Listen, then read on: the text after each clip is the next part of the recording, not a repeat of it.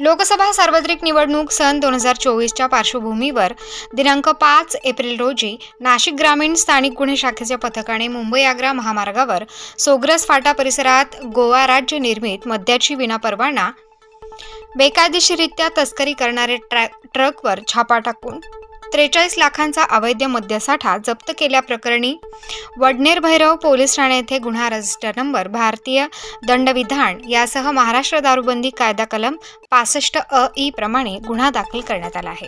सदर गुन्ह्यात एक आरोपीस अटक करण्यात आली होती। त्याच्या कब्जातील ट्रकमधून गोवा राज्य निर्मित विस्कीची 448 बॉक्स किंमत रुपये 43 लाखांचा मद्यसाठा जप्त करण्यात आला आहे। आरोपी पदमसिंग बजाज हा गोवा राज्यातून मद्यसाठा ट्रकमध्ये भरून मुंबई-आग्रा महामार्गाने गुजरात राज्यात घेऊन जाणार असल्याचे तपासात समोर आले।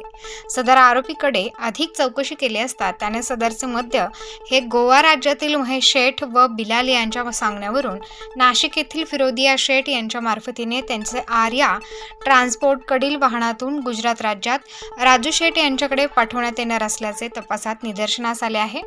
पोलीस निरीक्षक राजू सुर्वे यांच्या पथकाने गोवा राज्यात जुना गोवा परिसरातील गोवा कर्नाटक महामार्गावर सतत 3 दिवस पाळत ठेवून यातील मद्याचा पुरवठा करणारे गुन्हेगारांना महामार्गावर सिनेस्टाईल पाठलाग करून शिताफीने ताब्यात घेतले आहे।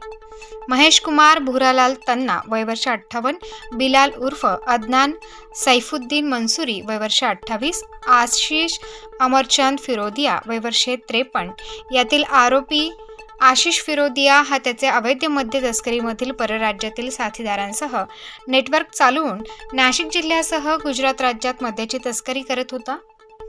जिल्ह्यातील परराज्यातून येणाऱ्या अवैध मद्याचे नेटवर्कचे समूळ उच्चाटन करण्यासाठी ग्रामीण पोलिसांची पथके तत्पर कारवाई करत असून महेश तन्ना यांचे नाशिक शहरातील हस्तक आशिष फिरोदिया याच्या अटकेमुळे मद्य तस्करीची राज्यातील पाळेमुळे खोदण्यास पोलिसांना मदत होणार आहे। स्टार न्यूजसाठी मोहसिन पठाण, नाशिक।